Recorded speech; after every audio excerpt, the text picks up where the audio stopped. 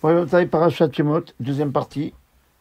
Alors, on va faire le commentaire sur la Parasha, Baruch Hashem. On arrive à un deuxième livre de la Torah que le Ramban a appelé Galout et Goula, l'exil et la délivrance.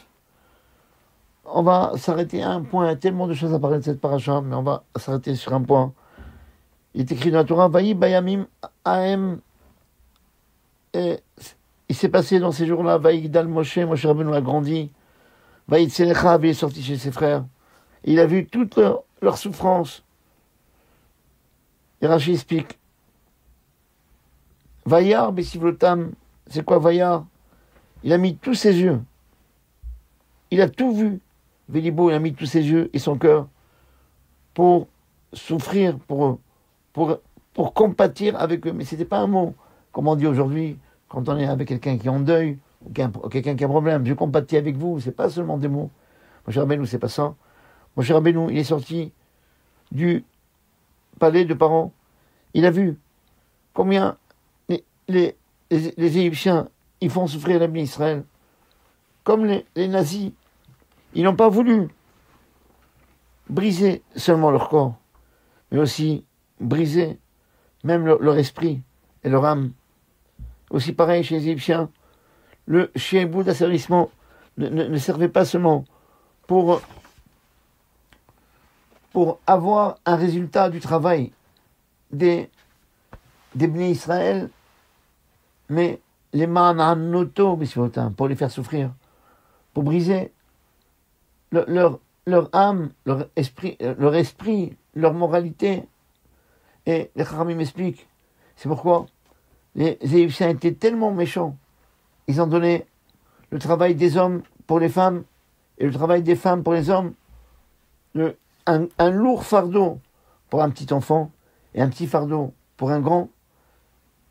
Et en plus, les Égyptiens, ils leur ont ordonné de construire plusieurs fois la ville de Pithom et Ramsès, bien qu'ils savaient d'avance que la nature de cette terre-là, c'est que tout ce qu'on construisait était englouti par la terre. Pourquoi? Parce que l'intention, c'était pas de construire, c'est pas d'avoir des bâtiments, c'est pas de gagner de la main d'œuvre gratuite seulement, mais c'était de briser l'esprit du clan d'Israël. Et le Ram, c'est ce qui s'est passé il y a quelque temps à Gaza, c'est ça qu'on a voulu briser. Quand on n'a pas tué, on a fait souffrir des femmes, des enfants, etc. Un homme, il cherche un travail pour avoir une parnassa, mais chacun a le travail qui lui convient. Il y a quelqu'un, il a des mains en or, tout son travail c'est manuel, alors que son ami, c'était seulement un métier, le maintien qui lui convient le plus, et que pour lui c'est un don, c'est par exemple un expert comptable. Et lorsqu'un homme il essaye de faire des travaux qui ne sont pas suivants sa nature, seulement qu'il le fait seulement pour gagner de l'argent, eh bien il est amer, il n'est pas bien dans sa peau. C'est pourquoi le Chovot Alavot, il écrit le devoir du cœur, il écrit dans son livre, dans Sha'ar HaBitachon, dans le portique de la foi en Dieu, qu'une des qualités de celui qui a Bitachon, qui a confiance en Dieu, c'est de chercher des travaux qui conviennent à sa nature. Même dans le limoud, même dans l'étude de la Torah, c'est important que chacun étudie les choses qui lui conviennent. Et c'est pour ça que le Rav Gershon Edelstein, qui est niftar, cette année, il disait que chacun, il doit étudier la Torah suivant sa nature, parce que quand quelqu'un fait quelque chose contre la nature, eh bien, il pourra pas réussir. Pareil pour les enfants. Je viens de dire à quelqu'un maintenant, n'oubliez pas que le chilour des enfants, l'éducation des enfants, s'appelle dans la Torah un binyan. Tu construis un enfant. Mais en même temps, on voit plusieurs psukim, plusieurs versets dans la Torah, où on compare l'éducation des enfants à une plantation, pas à une construction. Pourquoi? Parce que une plantation, c'est que on ne peut pas, à partir, si on a une graine de mandarine, on peut avoir un oranger, on peut avoir qu'un mandarinier et pas un oranger. Et c'est pareil pour l'enfant. Il faut hanor, lanar, alpidarko. Ne le force pas, ne change pas sa nature. Essaie de l'éduquer, et de le forger suivant sa nature. Mais il faut comprendre. Qu'est-ce que ça veut dire, cette phrase que Moshe Rabbeinu, il a donnée, Ainav Velibo, ses yeux et son cœur sur eux? C'est quoi cette double explication? Ainav, le cœur et les yeux. En plus, il faut comprendre. Et une deuxième question à poser. On peut comprendre que quand on donne un lourd fardeau sur un enfant, bien, c'est de l'ingratitude, c'est de la méchanceté. Il n'y a pas pire. Qui ne pleure pas lorsqu'il voit un enfant de 6 ans, qu'au lieu d'aller à l'école, eh bien, il reçoit un coup. Et il me dit, va au travail. Et il est obligé de lever sur ses épaules des blocs entiers et des sacs, que chaque sac c'est 50 kilos. Au milieu de la route, il s'écroule avec le poids des choses qu'il porte. Mais et vient le chef et il va le frapper jusqu'au moment où il y a du sang qui coule de lui, en lui disant « Continue à travailler ». D'accord, on comprend, c'est dur. Mais en quoi c'est grave que, comme c'est marqué la suite, « Massa Gadol, Katan Al Gadol », un petit point, on le donnait à une grande personne. Imaginons qu'il y a un enfant, un jeune de 20 ans, qu'il a toute sa force. Et qu'est-ce qu'il fait toute la journée? On lui donne des timbres à coller sur une enveloppe. Qu'est-ce qu'il y a de mal en ça?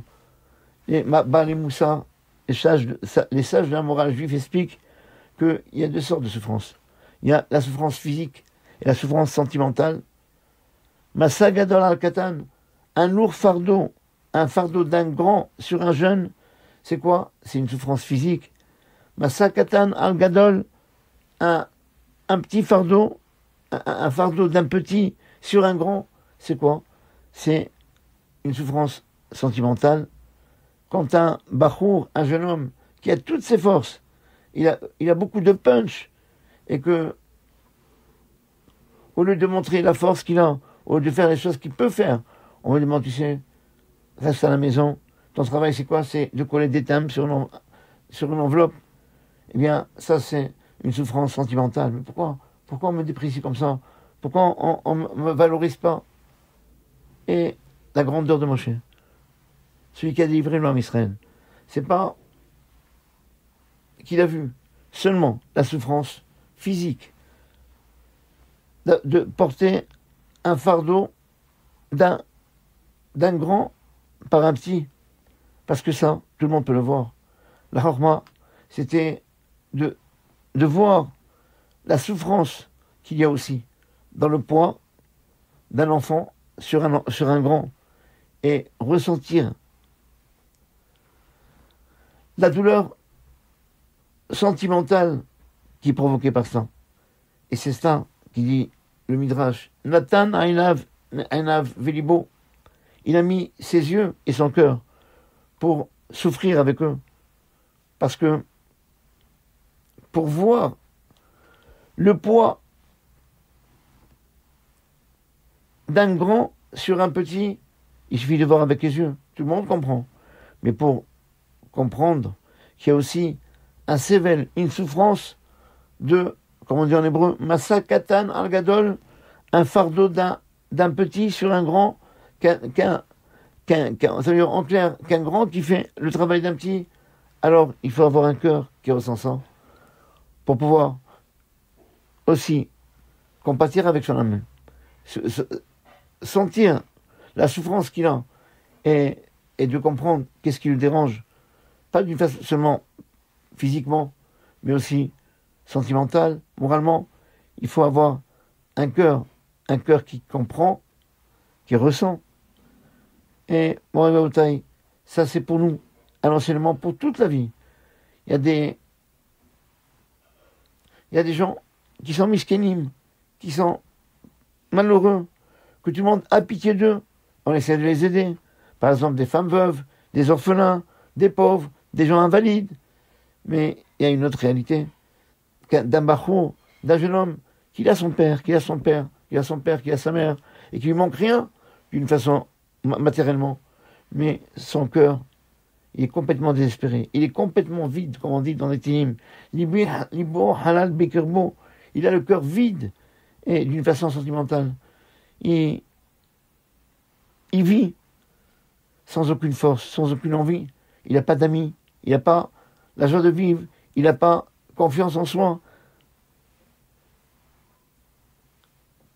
Et contrairement à une souffrance matérielle, comme par exemple une veuve, un orphelin, la douleur sentimentale, on n'a pas sur son visage.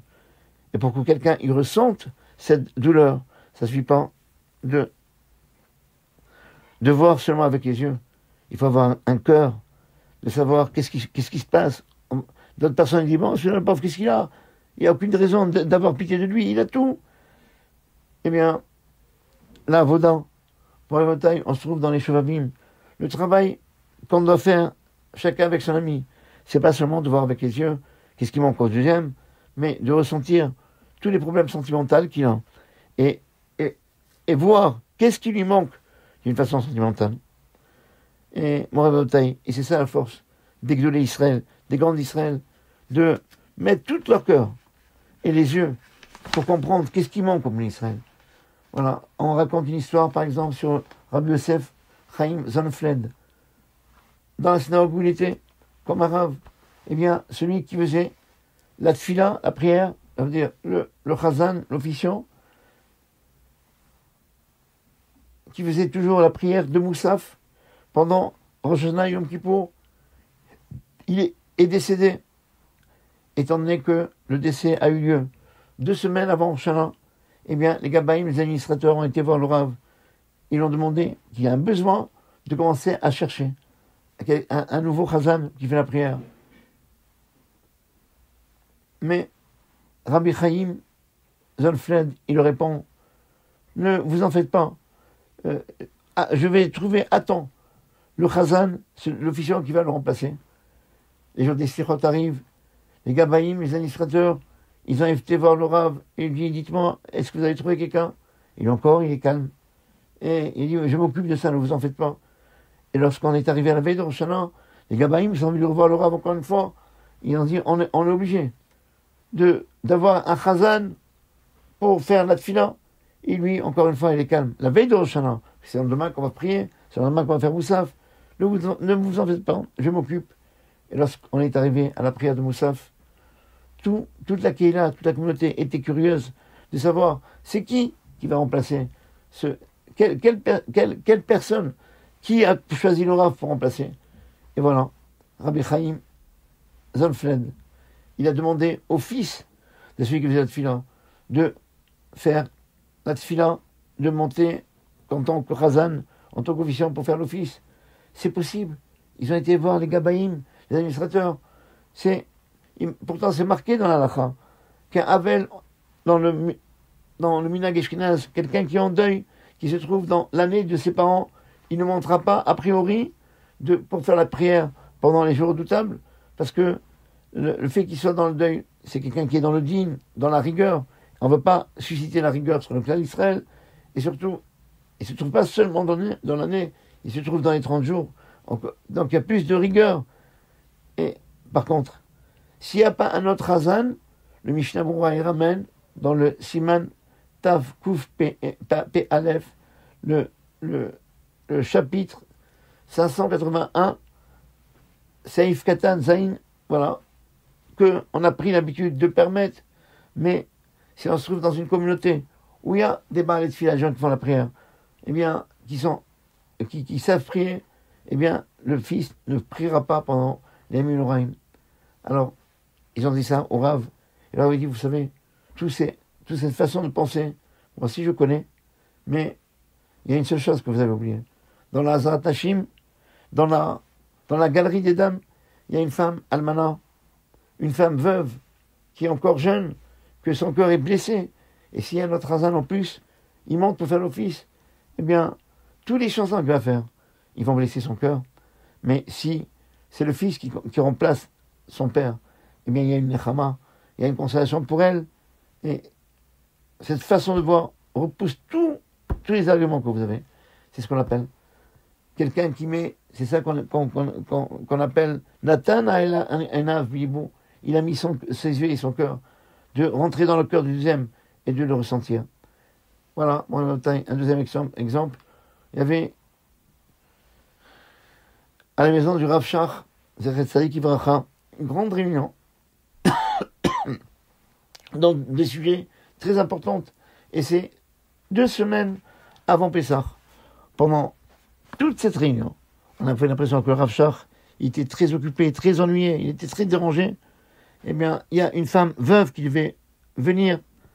Et chaque fois, il demandait à son shamash, est-ce que cette femme veuve, elle est venue? Et lorsque cette femme veuve est arrivée, eh bien, il est sorti la voir pour un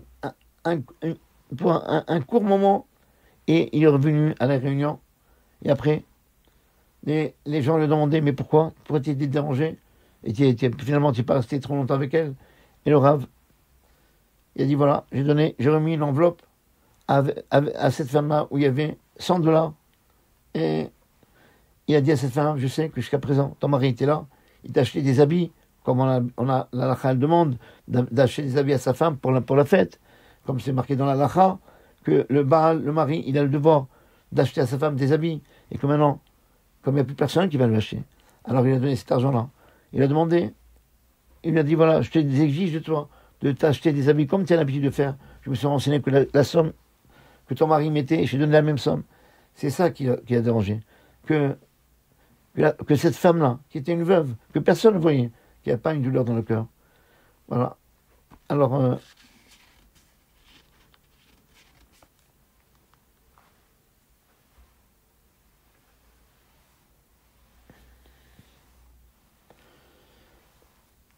mon Rav et les rabbinim, ils étaient toujours comme ça. On raconte qu'une fois, le Tokea, celui qui sonnait le chauffard, va à Yeshiva de Mir, et au plein milieu des Tkeot, il n'arrivait pas à sonner. Alors ils ont emmené un autre chauffard et un autre chauffard, et ils ont dit le passou qu'on a l'habitude de dire Vinoam, Yoshev Beseteranion, mais rien n'a aidé. Le chauffard ne marchait pas. Et celui qui soufflait les sons de chauffard à celui qui sonnait, c'était Rabbi Raphaël Shmulovitch, qui a hérité de son père cette grandeur de cœur, et combien il était dans l'émotion. Et voilà, on voyait Rabbi Raphaël qui pleurait fortement. Et les gens, ils l'ont demandé après la tefila, mais pourquoi tu as pleuré? Pourquoi? C'est vrai que le tkiot c'est important, mais et peut-être si on n'arrive pas à sonner, peut-être qu'il y a des choses qui nous accusent dans le monde d'en haut, mais le Rav, il n'y a rien qui peut l'accuser. On n'a rien à lui reprocher. Vous ne comprenez pas, a dit Rabbi Raphaël. À ce moment, j'ai pensé à ce Tokea, le pauvre. Ce Tokea, celui qui sonnait le chauffard, il y avait sa femme qui était assise dans la galerie des dames. Et je me mettais à sa place. Qu'est-ce que ressentait lorsque son mari, il essaye, il n'arrive pas.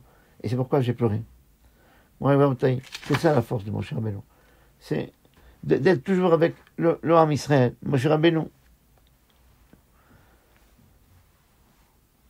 il était le berger de tout le troupeau de Yitro. Il avait beaucoup de moutons, beaucoup de chèvres.